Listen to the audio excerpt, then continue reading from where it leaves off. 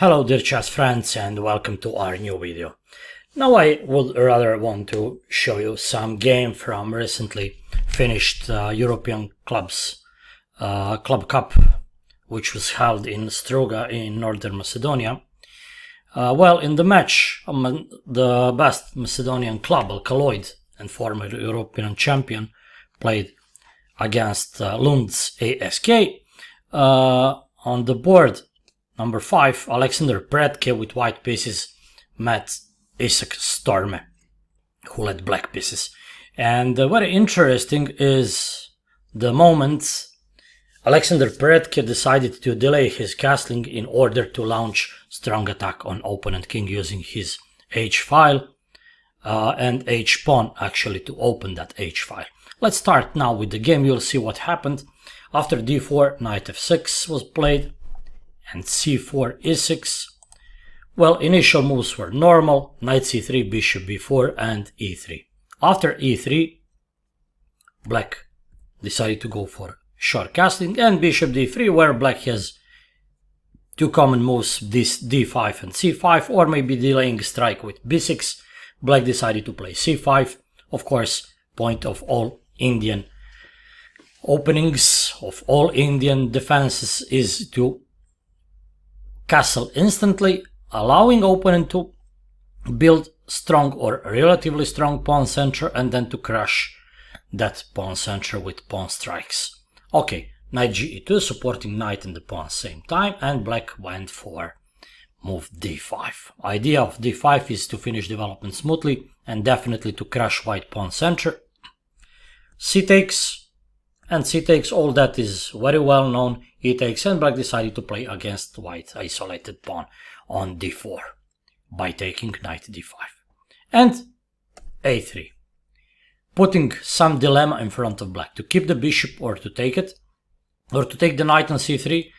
And if take the knight, how to take? Normally black would rather move bishop back or maybe knight c3.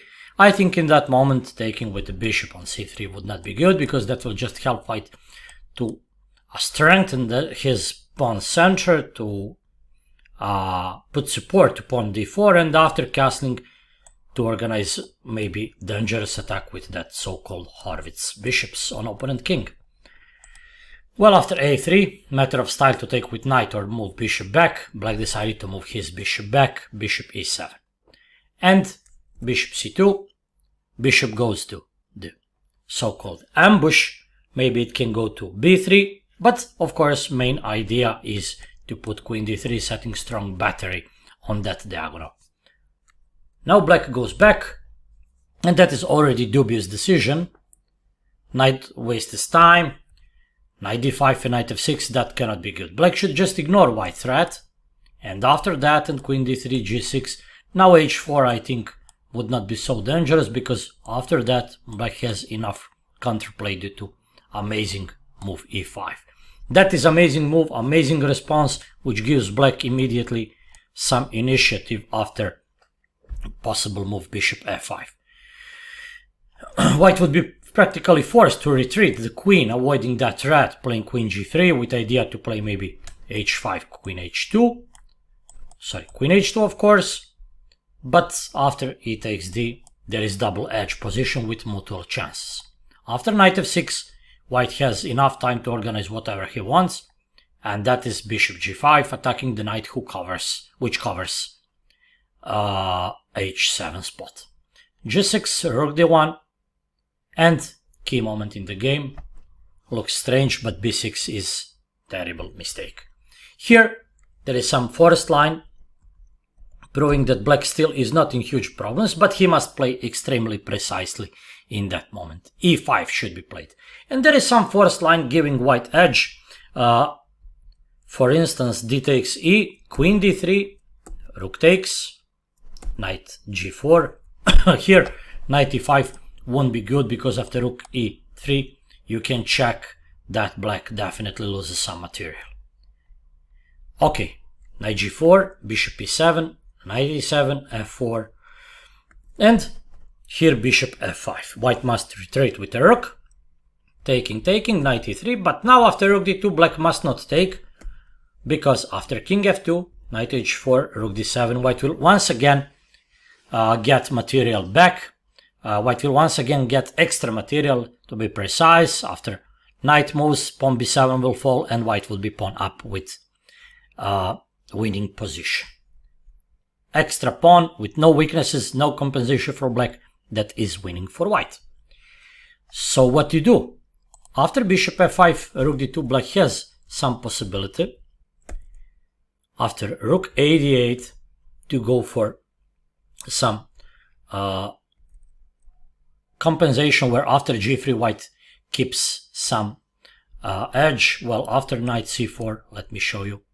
Rook d8, for instance. Still, knight b2 is the threat, but due to active possibility of knight e4, this, and probably king f2, I think white will keep advantage. Or maybe it is more precise to castle to avoid some checks. There are possibility of knight d6, knight f6, rook b1, and better majority for black 2 against 1 pawn versus white majority 5 versus 4. Here is not significant positional factor. White will keep some plus. So what happened after rook d1? Black didn't play e5. Black played b6, which is terrible mistake. So I suggest you to pause the video to find the winning move for white. Of course, not immediately winning, but definitely and accordingly to engine, that move will bring white win in the as a final result. h4, my dear chess friends. Idea is to play h5 with or without capturing on f6, opening h file, and to play for a mate after queen h3. Knight d5, black wanted to escape by exchanging that bishops. White normally keeps bishops on the board to get important tempo after rook a8, after rook e8 to strike with h5. What you do as black? Knight c3, delaying resignation, but of course white neglects it. Just g. H takes g. Of course, now if black takes, I show you. That is so beautiful mate. King f7, and after that, there will be the mate. Queen g6. So after h takes g6, black must take, but now queen c3. Very important move, gaining tempo, attacking the knight, and transferring queen to h3. After queen d5, queen h3 here could be played, but white played rather queen g3. I do not know the point. I do not know another point than except from bishop g6. I think bishop g6 is the idea. So after bishop d6, bishop f4, knight f4, another one important tempo. Finally, white queen got h file with the mate. Well, very interesting game. Everything started with black bad decision to retreat knight f6 in that moment, to overprotect h7, and that gave white strong impulse to attack. Finally, b6 was too slow. Black doesn't have simply time to organize that fianchettoing bishop, because white simply strikes first with h4. So white prepared castling, but he didn't castle, and that helped him to hold that amazing victory. Try to use similar resources in your future games. Try to find such finesses in your games. If opponent delays castling, maybe he would be able to use rook some other way, as Alexandr Predke managed to do in that game. That would be all for that video, my dear chess friends. Thanks for following us. If you don't follow us, follow our video channel. We are here to go better with you and to help you to go better, actually. Thanks for all your likes. Thanks for your dislikes. Thanks for your suggestions, analysis, comments, and critics also. See you soon with new material. That will be all for that video. Bye bye.